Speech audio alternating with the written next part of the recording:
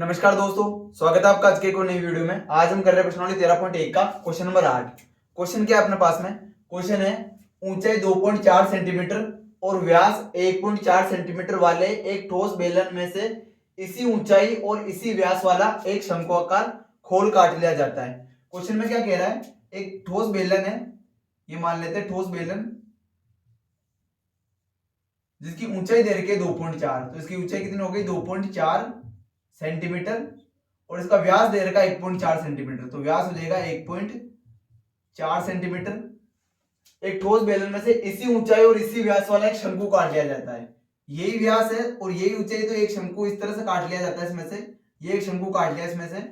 अपने को क्या याद करना? शेष बचे ठोस का निकटतम वर्ग सेंटीमीटर तक पृष्ठीय क्षेत्रफल ज्ञात करना। मतलब अगर ये एरिया से निकाल लेंगे तो बाकी जो ये इसके द्वारा एरिया बना है और ये जो पूरा बाहर का एरिया है, ये अपने को क्या ज्ञात करना है? इसका पृष्ठीय क्षेत्रफल ज्ञात करना, लगभग पृष्ठीय क्षेत्रफल। तो सबसे पहले अपने को अगर शंकु का वक्र पृष्ठीय क्षेत्रफल चाहिए तो उसके लिए चाहिए होगी एल। उससे पहले अपने को क्या क्या दे रखा है? अपने को एक दे रखा है बेलन की ऊंचाई। तो दे रखा है बेलन की ऊंचाई। ऊंचाई को अपन क्या बोल सकते हैं? एच। तो एच बराबर दे दी कितनी? 2.4 सेंटीमीटर। फिर दे रखा है बेलन का व्यास। तो बेलन का व्यास, व्यास को अपन डी बोलते हैं। तो डी बराबर कितना दे रखा है? 1.4 सेंटीमीटर।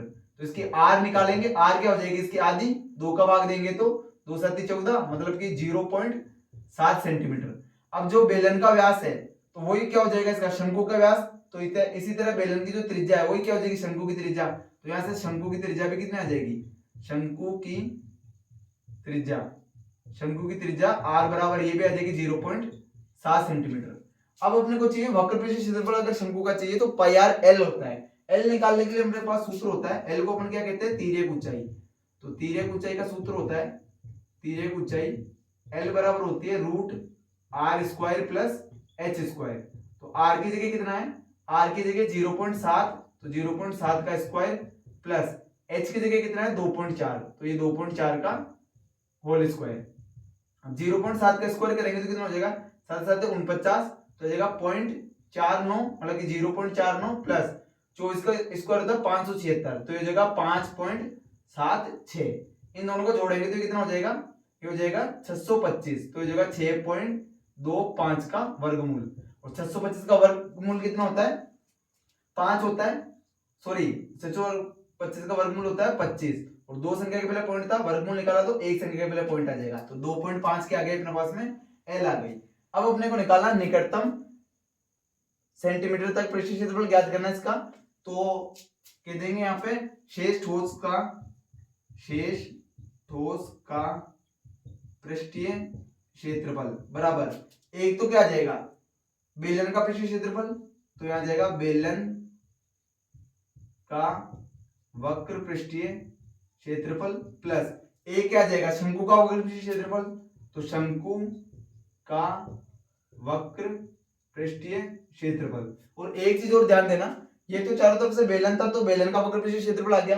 अंदर से एक शंकु का खोल कटा है तो शंकु का वक्र पृष्ठीय क्षेत्रफल आ गया। तो अब नीचे ये वाला एक आधार है, क्योंकि बेलन कैसे होता है? अंदर नीचे पाइप की तरह होता है। तो ये वाला क्षेत्रफल भी तो बच रहा है क्योंकि ये ठोस है। तो ये क्या एक तरह से वृत्त है, तो यहां से इसमें क्या जुड़ जाएगा? प्लस आधार